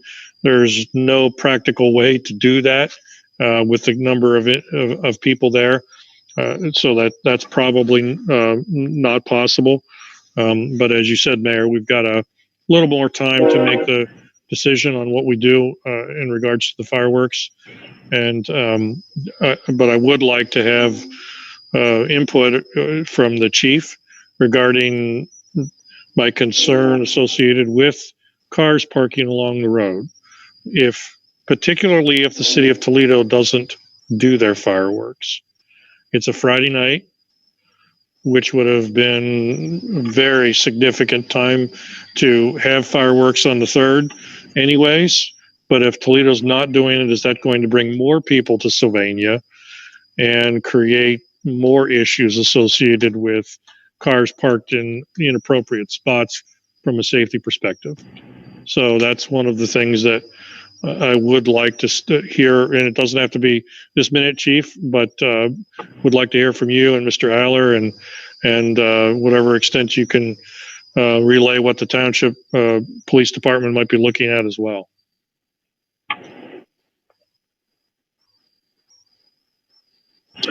Comments by members of council or the chief? I can certainly speak to it, here briefly. Each year, the fireworks display is a major event for the city police and township police. We actually put together a mini task force each year. And, it is widely attended, obviously, by populations from both the city and the township. In addition, we get a pretty good number of folks who come down from Michigan and then park along the Michigan border. We get some assistance from the Monroe County Sheriff's Office, but it's a long way from their base of operation and can't always really count on that. If we were to get a large influx from another community, those are all 2-lane roads out there. Traffic and crowd control could be, an issue. And those are the concerns we would have. Manpower is stretched thin that time of year, especially coming off of the state of emergency that we're currently in. I've got a pent-up demand with our staff trying to take their holiday time and their vacation time. So that would be a factor for us as well. Could we do it? Yes, we could. Would there be complications and challenges? That would be a factor as well. Again, it just depends on how many people would make the trek out. And again, that area is not really designed for a high volume of traffic as far as the turn lanes and extra lanes of travel. So the actual event is, Chief, the actual event's in the township. And I know this year we were going to work with the Lucas County Sheriff's Department to help us with the marathon golf outing. They help us with the Glass City Marathon. Would that help your manpower issues if we came up with funding to have them participate? Not really. And the reason for that is this event is a city and township event. So short of paying Sylvania tax dollars to those outside agencies, they really wouldn't have a reason to. I mean, they're going to be busy with other events out in the county. A special event like the golf tournament, the tournament organizers would be compensating and paying for those resources from an outside agency, such as the Lucas County Sheriff's Office. So in this event, basically, it's really up to the city police and the township police to manage that event. All right, thank you. Mr. Richardson, you had a comment. Yes, I had just a question. Who is the decision going to be a vote of council, or how is this going to go? I'm not sure I have the direct answer, but the city is the holder of the contract. Mm-hmm. And we're on the hook to pay the entire amount. And Mr. Sanford or Mrs. Brining, the contract says we must decide by when not to have charges come at us. Mayor. Mr. Sanford. Mr. Mayor, just that the city does hold the contract and we pay the bill, but we split the bill with the township. So anything, it'd have to be a joint decision between the city and the township to cancel. This is a tough call, and we don't need to make it yet. We need to see how this goes. A quick comment. Mrs. Capolini. So last night, Mike McMahon sent out an email to all the Stage Yard and Sylvania Rec board members that the national acts at Centennial Terrace are all canceled this summer. There's usually 5 to 7 national. So I don't know if the rest of the events at Centennial will follow suit, but I know for sure that the national ones are not going to happen. All right. I'm not sure how we want to handle this, but I bet you we need to talk about it again in 2 weeks. That's May 18th. We don't even have to make the decision by then. Right. Another option is to consider delaying the fireworks until Labor Day or something like that. That's a possibility as well. I think that you need to hear from your constituents and give it some more thought. It sounds like a tough event to hold, but that doesn't mean we shouldn't do it. And if we're not going to have the major fireworks, what kind of a recognition of Independence Day can we have in Sylvania? I know that a couple of years ago, a lot of us participated in the reading of the Declaration of Independence. That's an awfully small venue and did not have 6-foot social distancing. That might not be the right event, but we can give some thought to that as well. Mr. Hainham, your picture just came up. You must have Mr. something Mayor, to say. Yeah, I think this is obviously a very fluid situation. I don't know that we're going to have a clear answer by the end of May. It would be interesting to know if our supplier would consider extending this to Labor Day. That would be it's not ideal, but something worth knowing about. Either way, I think we're just going to have to play this by ear and see how things develop. I know going back to the office today and seeing people in the office, it certainly felt dramatically different today than it did on Friday. So, things are changing fast. Yeah, we actually chatted about the possibility of delay. My recollection of the conversation, and Bill, you can correct me if I misremember, but they were open to potentially delaying it to the Labor Day weekend, perhaps. My concern is for those people, I don't know that we're going to be away from the 6-foot distancing question on the 4th of September any more than we are on the 3rd of July. And so I'm not sure that really changes anything. I'm assuming that that's going to be required and continuing at least through Labor Day. And that's one of the things that we've got a challenge to try to deal with. I'd love to say, hey, we can just kick it to Labor Day and then do what we typically do on the 3rd of July. That would be wonderful, but I'm not sure that's practical. That may not be a practical solution either. Yeah, it's obvious that we're going to learn a lot in the next few months of this, and you're absolutely right. Predicting the future on this is foolhardy. Right. Does anyone else have a feeling the governor is going to weigh in on fireworks across the state? I mean, I'm sure that, every city in the whole state is going to do fireworks or not do them. I just have this feeling he's going to have some comment about it.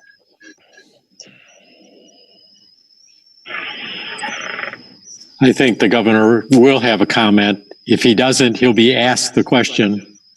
And the attendance levels vary greatly from community to community. I think the more rural, smaller communities can do this. We have such heavy attendance that we've got to have a plan to make it work if indeed it's going to proceed. And it's going to have to be done in conjunction with the township as well, because a lot of the territory is going to be their responsibility. And every year we work with them. But it's such a crowded event when I go out there. Last year, I rode my bike to it because driving to it wasn't practical. And I got home, I think, before anybody that drove. So it's a tough one.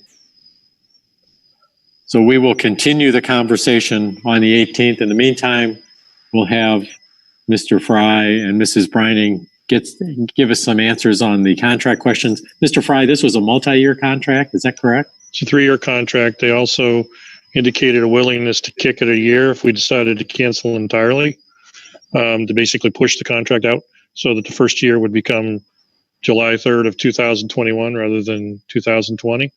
So they seemed to be comfortable with that as well as a potential alternative if we wanted to cancel it completely. All right. Any further comments for tonight? If not, we will add it to the agenda again in 2 weeks and come back with your ideas and your comments then. But they've already started coming into me. All right. I am ready to move on to agenda item 8. This is a right-of-way dedication from Gregory and Amy Fell. This is for the corner of Haroon and Brent, the northwest corner. This piece of property has an interesting history. When I first became mayor, Brent Road did not extend from Main Street to Haroon. And you used to have to, if you're coming east on Brent Road, you'd have to turn right on Main Street, go down and turn left onto Haroon Road, and then head back north. The city owned part of the right-of-way at the water pumping station, but Mr. Fell had to cooperate with this, and he did not want Brent Road to go through. And we went into a negotiation with him. We used a judge to help us with the mediation on it. And we did find a solution where we planted all those pine trees along the north side of Brent Road. And I think it has worked well. We also were responsible for plowing the long sidewalk along there for 10 years or so. All of those parts of the agreement have fallen aside, but Mr. Fell is now ready to retire from that home and would like to subdivide it. He's turned in a subdivision, and the Plan Commission, I believe, has acted on it. And this is a dedication of some property in that subdivision or in that property split to allow for a right turn. And before I put my foot in my mouth here, I need to go to Mr. Aller and let him tell me about it. But I wanted to give you some background on what had happened there in the past. Mr. Aller, are you still with us? Yes, Mr. Mayor. Yes, as you indicated, this as part of the split, we had talked to the property owner about dedicating a portion right at the corner of Brent and Haroon to the city so that we would be able to utilize that as right-of-way for future projects. One of the things, that intersection is actually one that we've looked at in that triangle of Brent, Holland, Sylvania, and Haroon Road of putting in a roundabout to better manage the traffic through that area. If that were to move forward, we would need that additional right of way. And because the property owner was taking a look at doing the lot splits that he was, now was the time to be able to obtain that right of way. And this is basically the acceptance of that area so that we can use it in the future if needed. All right, pretty straightforward. There's a diagram of it in your packet. It's just taking a little bit of the corner. The lot split is complete. You've seen a for sale sign on the property. The fellows felt that this was the most beneficial way for them to sell their property. The city did try to talk to them to purchase it, but their price was way out of range for us. And the split is done.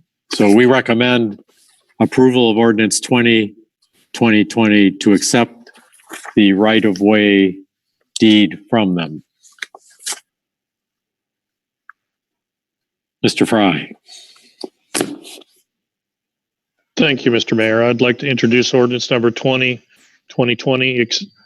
All members of council having previously received copies, I will read by title only. Accepting from Gregory J. Fell and Amy L. Fell a warranty deed of right-of-way, dedicating the same for public purposes, waiving the second and third readings, and declaring an emergency. Second. Moved by Mr. Fry, seconded by Mr. Richardson. That ordinance number 2020 be read by title only and the second and third readings be waived. All in favor of that indicate by saying aye. Aye. Opposed? Motion carries. Final passage. Thank you, Mr. Mayor. I move final passage of ordinance number 2020. Moved by Mr. Fry, seconded by Mrs. Westfall, that ordinance 2020 be approved as an emergency measure. All in favor say aye. Aye. Opposed? Motion carries and ordinance 2020 is approved. Moving on to agenda item 9, roofing replacement. The roof shingles have been replaced on both City Hall and the Municipal Courthouse. We have a service director's report. Mr. Aller, why don't you tell us we have a small deduct change order? Thank you, Mr. Mayor. Yes, the project went very fast. The contractor had a large crew on the project, and it seemed like it was done in just a couple days. They didn't waste any time. We do have a small deduct. We didn't have to the underlayment and sheathing that was on the roof was in excellent condition, and so we didn't have to do hardly any work at all to that area, excuse me. And so therefore we do result in a small change order of $192, and it brings the project to an even $98,000 as a final contract, and we'd recommend approval. All right, we have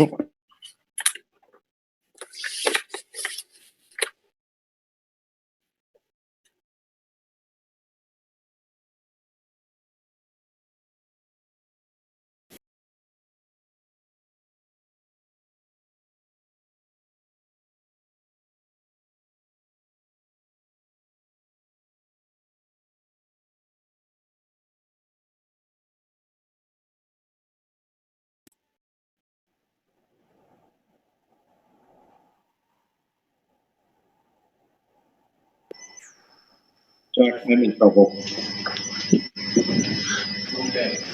Can I go there? Yeah.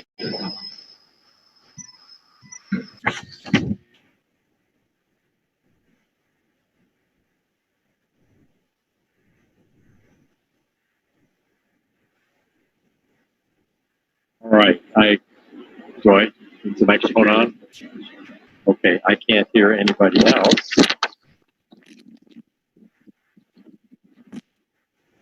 All right.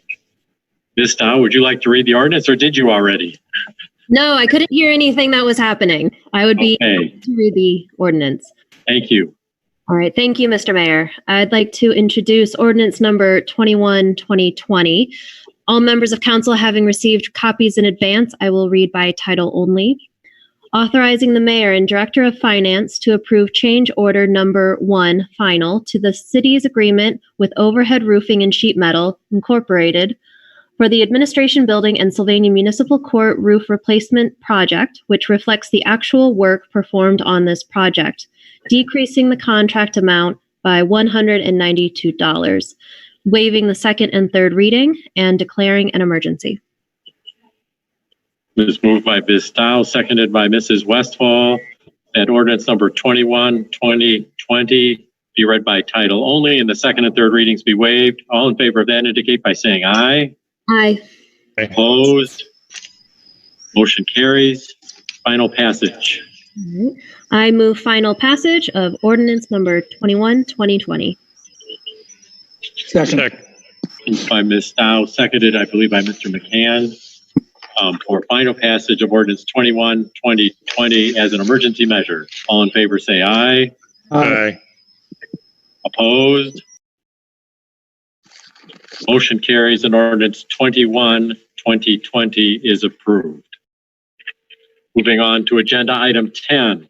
We have a street banner application from Lord's University. You have in your council packets a copy of the design of this banner. Congrats, Lord's graduates. This is the total cost of this banner is being paid for by Lord's. It will be installed, I believe, by our crews. Is that correct, Mr. Aller? Yes, that is correct, Mayor. But they are reimbursing you for the cost. Correct. All right. So this is not a cost to the city. This is one of the reasons why we put the banner cables up, because Lord's wanted to be a part of this, and we certainly want to get this up. I recommend approval of ordinance 22, 2020. Mr. Hanem.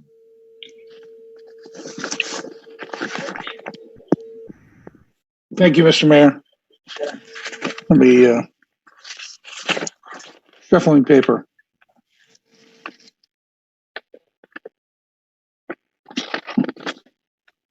What did he do with it?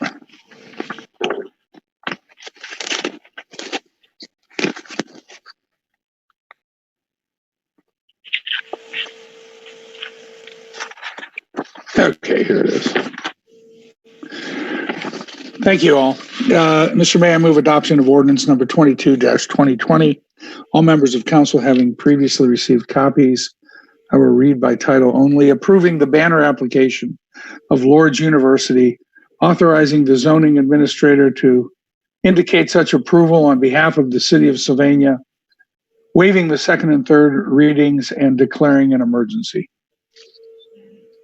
Moved by Mr. Hanem, seconded by Mrs. Westfall, that ordinance number 22, 2020 be read by title only and the second and third readings be waived. All in favor of that indicate by saying aye. Aye. Opposed? Motion carries. Final passage. Thank you, Mr. Mayor. I move final adoption of ordinance number 22-2020 as an emergency measure. Is moved and moved by Mr. Hanem, seconded by Mrs. Westfall for final passage of ordinance 22, 2020 as an emergency measure. All in favor say aye. Aye. Opposed? Motion carries and ordinance 22, 2020 is approved.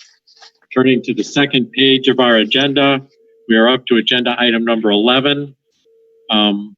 This is proposed ordinance 23, 2020. This is to enter into an agreement with Lucas County concerning amending our sanitary sewer agreement. We discussed this briefly at last council meeting, and it was referred back to the administration to have legislation approved, and we have it in front of you. So at this point, we have ordinance 23, 2020 to approve these changes. Mr. McCann. Thank you, Mr. Mayor. I'd like to introduce ordinance number 23-2020. All members of council having received copies in advance, I'll read by title only. Authorizing the mayor and director of finance on behalf of the city of Sylvania, Ohio, to enter into an agreement with the county of Lucas, Ohio, to change the formula used in determining the city's share of the operating costs in the Sylvania, Lucas County Sanitary Sewer Agreement of April 24th, 1973, and declaring an emergency. Moved by Mr. McCann, seconded by Mrs. Westfall, that ordinance number 23, 2020 be read by title only and the second and third readings be waived. All in favor of that indicate by saying aye. Aye. Opposed? Motion carries. Final passage. Thank you. I move final passage of ordinance number 2020 as an emergency measure. Second. Moved by Mr. McCann, seconded by Mr. Hanem. Final passage of ordinance 23, 2020 as an emergency measure. All in favor say aye. Aye. Aye. Opposed? Motion carries and ordinance 23, 2020 is approved. With that, let's move on to agenda item Mr. Mayor? 12. Mr. Aller. Yes, this is Kevin, Mr. Aller. Mr. Mayor, I would like to add something. I apologize for breaking in, but because that was the last item on my part of the agenda, so to speak. One thing I did want to mention that we are doing with COVID affiliated operations is we have a lot of businesses that are going to be opening back up in locations. You've got restaurants, you have perhaps some hair salons here shortly, and churches and things of that nature. One of the things that we're doing is we're reaching out to them about their water. Their water has been setting for a month or more in their pipes. And depending on what kind of piping they have, joints they have, that could cause them some concern. And so we're contacting those businesses. You'll see a piece on our Facebook here within the next couple of days, and we'll be contacting those businesses as best we can to let them know to flush their lines and give them directions on how to do so and things of that nature. So that's something that I did want to make sure you were aware of, because our business community will be seeing that information coming out. So I apologize for the interruption, but I did want to make sure that you knew about that. That's good information. I appreciate it. Our businesses may be reopening, but our churches are not. I think our churches are going to remain closed through the month of May, which gives them even a longer time for some of those to dry out. They may have some seals drying out, and they'll find out about the seals drying out real quick. They may not know what the problem is. Yep. So we'll have to be ready to help them with that as well.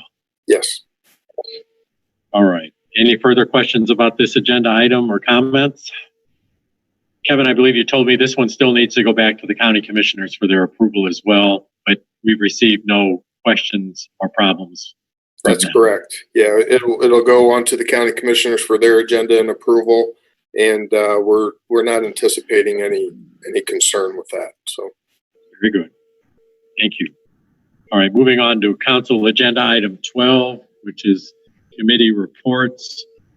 We added 12A for Mr. Richardson to schedule a Community and Employee Relations Committee meeting. Mr. Richardson. Yes, thank you. The Community Employee Relations Committee, which is myself, Mrs. Capolini, Mr. Hanem, and Mr. McCann, need to get together to discuss the 2021 city calendar.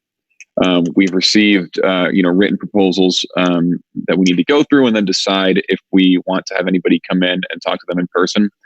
I was hoping we could meet to go through these written proposals a week from today, Monday at around 5 o'clock. Does that work for the members of the committee? I'm seeing Brian shaking his head. May 11th? Yes. At 5? Mm-hmm. Okay. Good. Katie, is that good with you? Yeah, that works for me too. Okay, great. Do I need to make a motion for that meeting? Not normally, but we do need to have the council clerk post it. Yes. Okay. So then, you intend to do that in this room, or are you going to do it via Zoom, or what's your intention? I would intend to be in this room, and if any members of the committee feel safer being on Zoom, we'll accommodate that as well. But I will be in council chambers. Other members, do we need to have a Zoom meeting set up? There's only 5 of us that'll be in the room the whole time. I'll be there. I'll come. There's plenty of room in here to Yeah, spread we out. can space out. I'll I attend did in not person. hear from Mr. Sanford. Are you able to attend that meeting, Mr. Sanford?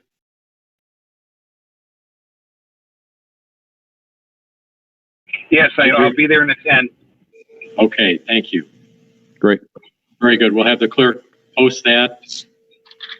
Any other committee reports to be made at this time?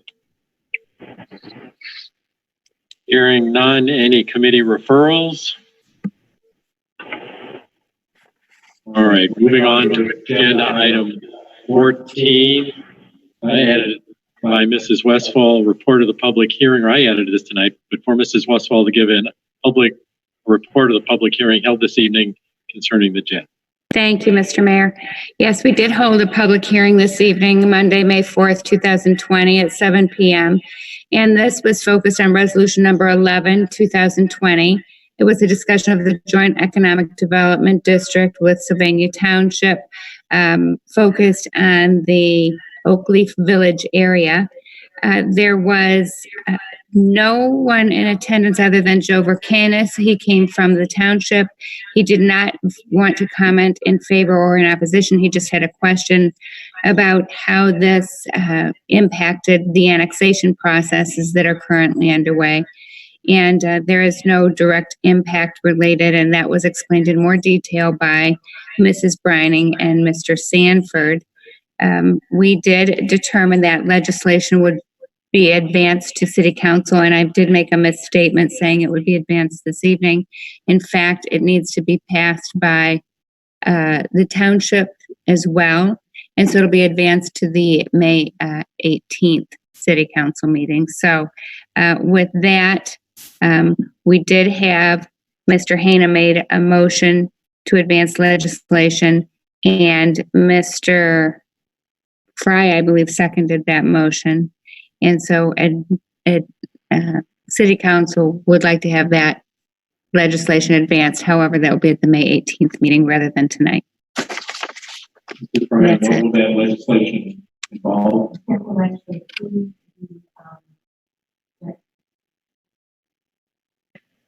Sorry, that will actually approve the JED contract and establish it. And after that, we need to think about the JED board needs to be constituted, and the city has some representatives to that to appoint as well.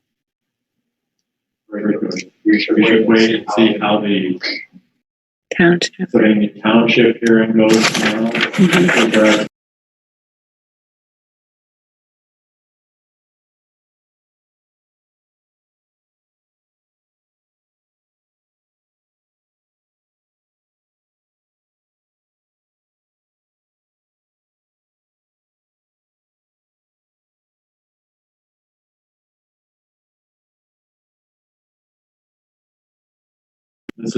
Thank you, Mr. Mayor. I'd like to move that we set a committee of the whole meeting for review of the downtown development plan presented by Michelle Johnson of Environmental Design Group for this Thursday, May 7th at 1 p.m.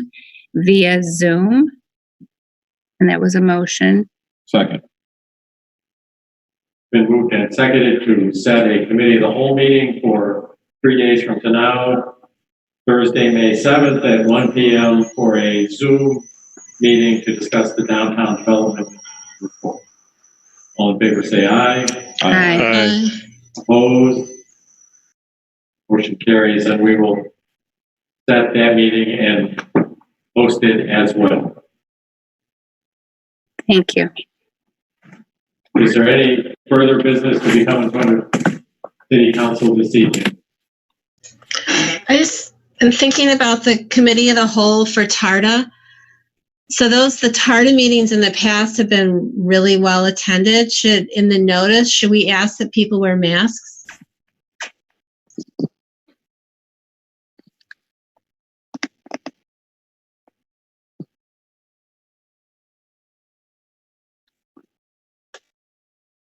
Well, I think our governors asked us to wear masks.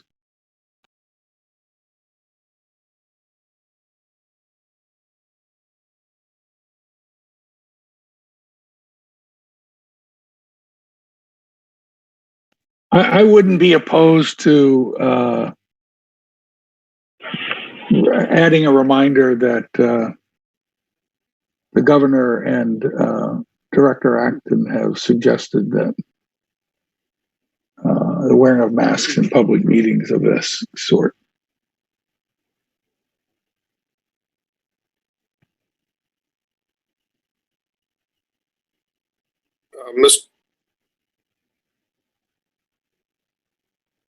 Muted. Sorry.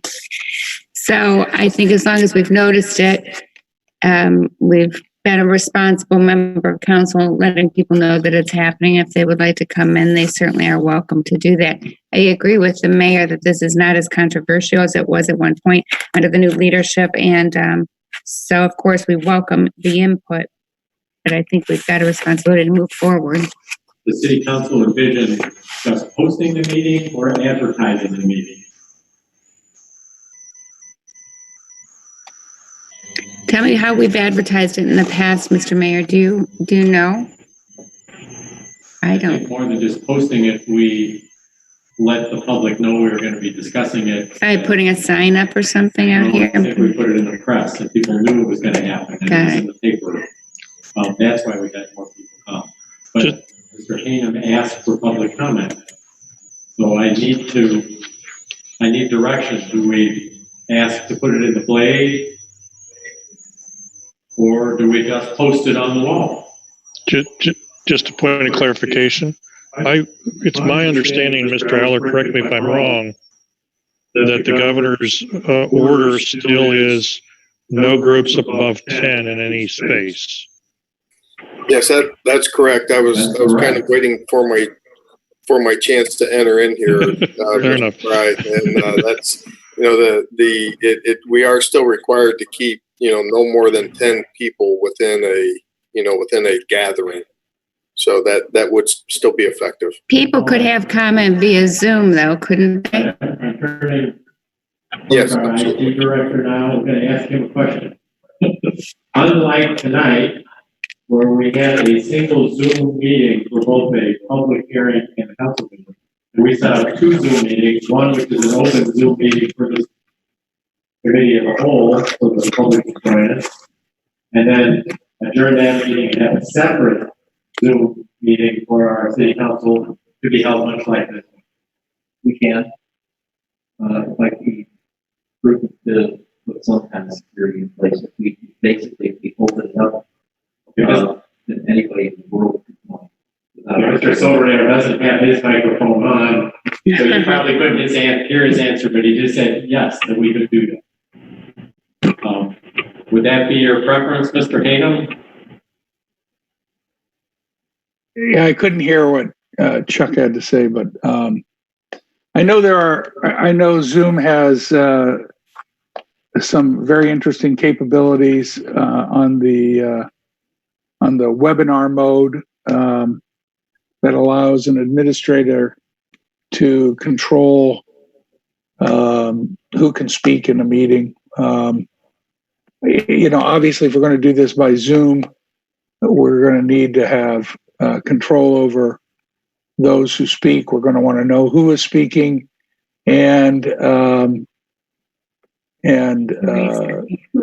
a gateway control into the meeting. So I'm sure our IT folks can figure that out. But obviously, we need to, if we're going to have a public meeting for public input, we need to be able to hear public input. I think perhaps we need to encourage them to submit their input in writing in advance rather than attending the meeting. But like tonight, we'll leave the doors open and they can come if they choose to. Comments from other city council members? I like the concept of having the Zoom as an option. I think that it does let us be good stewards of our responsibility, but it also will help TARDA understand if there's any flaws in their plan. I don't know that they're getting public input from anyone else. And we might find that there's less interest, as you've commented. They've come a long way since this first started, so. What I'm hearing is we will host the meeting, but we'll also submit it to the media that we're going to have a public meeting, committee of the whole public meeting, and we welcome their comment, either in writing or in advance, or being a publicized Zoom meeting, or they can attend in person with a mask recommendation up to a certain capacity. And we're going to get to that capacity very quickly. Okay. All right, we already took the vote to establish that meeting, and I think we did. Yeah, we did it earlier. I did a motion, Yes. seconded. Mhm. Okay. Other comments or city business before we adjourn? Mr. Mayor, and council, that, if I remember correctly, that committee of the whole was established for 7 o'clock prior to the council meeting. Do we think that they indicated that their presentation is approximately 15 minutes long?